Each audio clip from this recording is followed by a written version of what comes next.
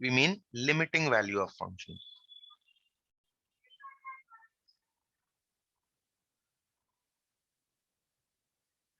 Okay, suppose if I give you a function fx is equal to x plus 1, and if I ask you that if x is very close to 1, then what will be the value of fx? What will fx will be very close to? Okay, so if you start drawing this, the values of x and fx, okay, and I take values that are very close to 1 but greater than 1. Let us take a value that is x is equal to 1.1. Then now you put here 1.1 plus 1 will give you 2.1, right? Next, suppose if I take the value 1.01, right? Very close to 1 but greater than 1. Then you will get the value 2.01, right? And if I take the value 1.001, you will get the value 2.002, and so on. So what you see here is when x is very close to 1, remaining greater than 1,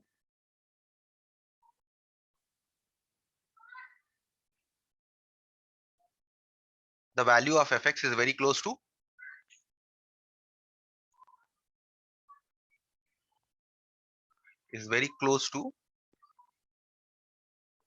what value? 2, right? So in calculus terms, we say when x tends to 1 from values that are greater than 1, so we give a plus sign. Okay, fx tends to 2. That is, when x takes values that are very close to 1 but remaining greater than 1, then the value of fx is very close to 2. And the same thing we write in limit terms as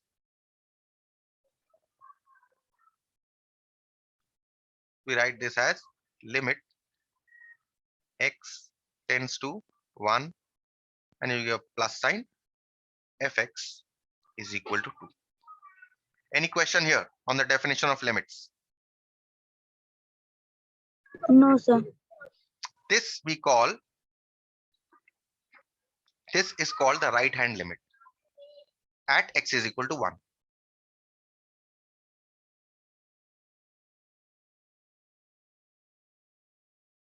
Right hand limit, RHL.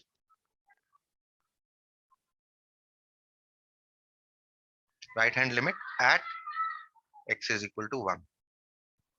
So we write right hand limit at x is equal to 1 is equal to limit x tends to 1 plus fx. This we call as the right hand limit. Okay, so therefore if x tends to a from values that are greater than a, then we write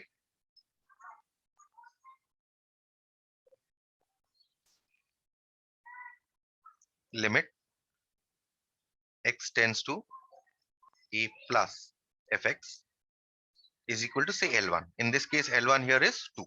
Okay, so instead of 1, a can be any value. Okay, next, same function. Now I take values a little differently.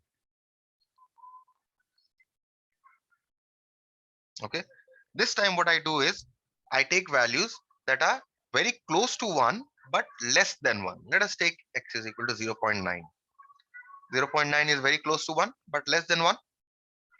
Yes, So sir. now if you put in this value of fx, if you now put 0.9, you get 0.9 plus 1, you get 1.9, right? Now if you take Yes, sir.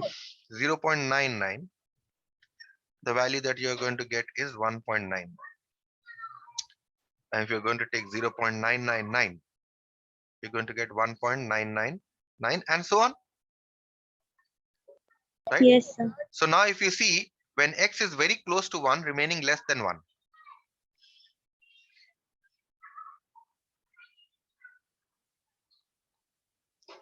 remaining less than 1, the value of fx is very close to,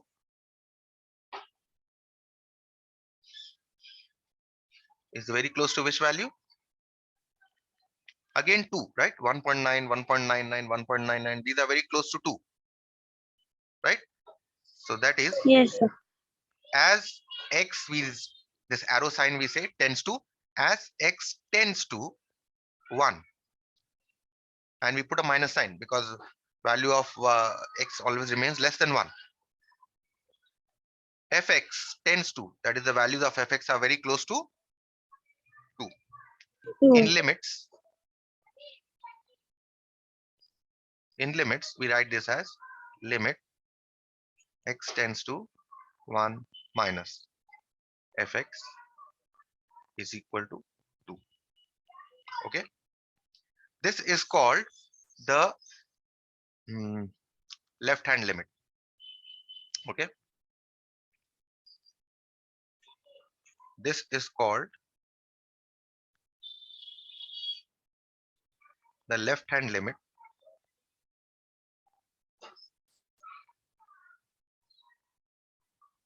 of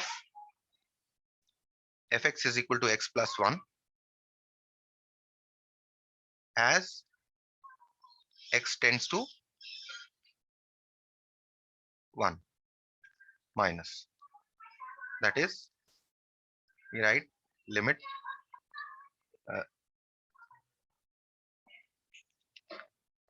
left hand limit at x is equal to 1 is equal to, we write limit x tends to 1 minus fx. Okay, so we have defined the left hand limit as well as the right hand limit. So what is the condition of existence of a limit? Now whether x approaches from values that are less than 1 or greater than 1, fx is remaining the same, fx is approaching 2, isn't it? Fx is very close to 2. Yes, sir. So in this case, we say, in the above case, we say that the limit x tends to 1 fx or limit x tends to 1 x plus 1 exists. Why does it exist? Why?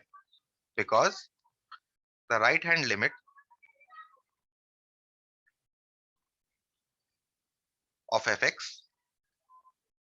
and the left hand limit of fx are both equal, and both are equal to 2, right? So the condition of existence of a limit is when the left hand limit, that's the right hand limit, and the left hand limit both exist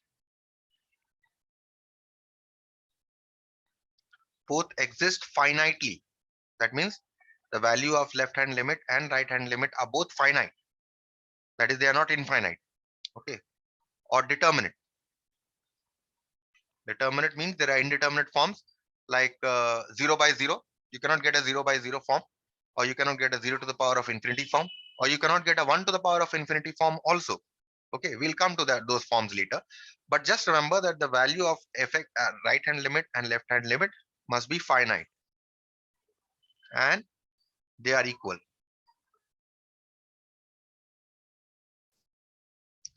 Then we say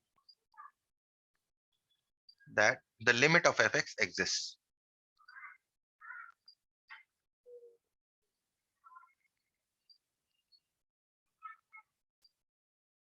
Right? And mathematically, what do we write? For any value instead of 1 and any function that we take, we write limit x tends to a plus right hand limit of fx is equal to limit x tends to the left hand limit of fx implies, or let's say double implies, limit x tends to a fx is equal to, if I say this a L, then this limit exists and this must be equal to L. So if you want to check whether a limit exists, you must check whether the left hand limit exists, whether the right hand limit exists, and whether they are equal. Okay, the exist means it cannot take any indeterminate form. Okay, let's see how to evaluate the left hand limit and the right hand limit with the help of small problem.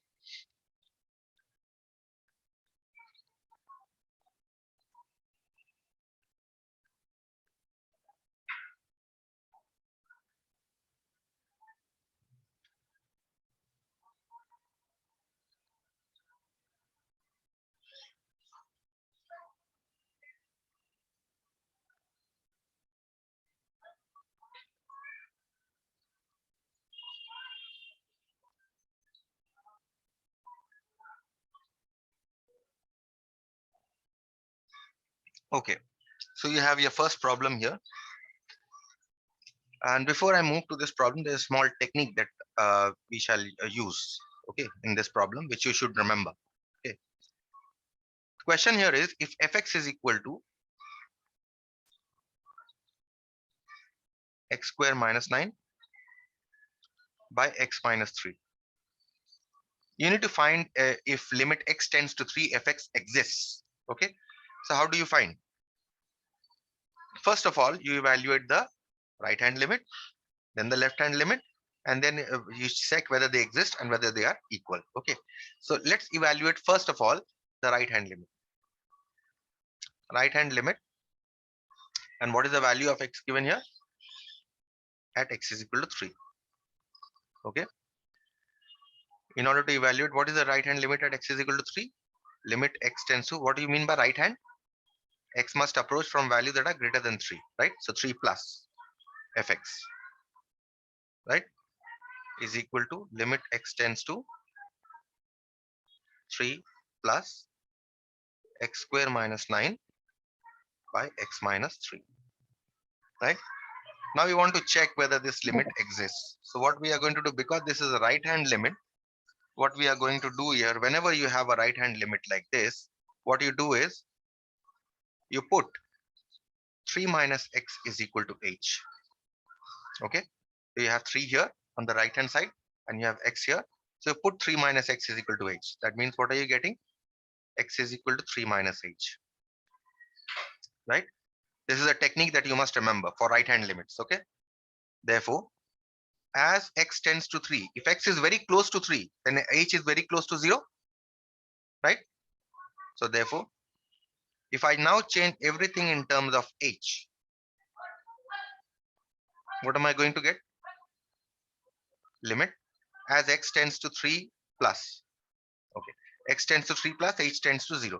That means now if I change this to h, as x tends to 3 plus, h tends to 0, and instead of x you put 3 minus h square minus 9 by 3 minus h minus 3. Okay, this is 3 plus h. Okay, right hand limit is evaluated by x minus 3, not 3 minus x. My mistake here. This should be x minus 3. Okay. So this becomes 3 plus h. 3 plus h, 3 plus h. So remember this. Okay. When you evaluating right hand limit, you have x is approaching 3 from values that are greater than 3. So therefore x minus 3, put x minus 3 is equal to h. Okay. Now in order to evaluate this limit,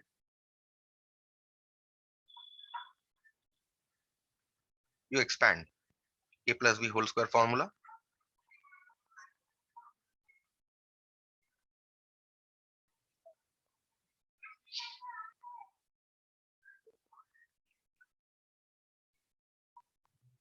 right? So you're going to get here in the numerator, this plus 9 and minus 9 are going to cancel. So you're going to get limit h tends to 0, h square plus 6h only in the numerator, and in the denominator, oh, I have expanded this. This should be, there's no power here. So this should be only 3 plus h minus 3, right? So 3 plus h minus 3, again, this cancels. So you can get an h here. So now if you see limit h tends to 0, h square plus 6h by h, is this a determinate form? If you put h is equal to 0 here, what are you going to get in the numerator? You're going to get a 0, and in the denominator Yes. also you're going to get a 0. So this is a indeterminate form, right? So what we do is, in order to remove this indeterminate form,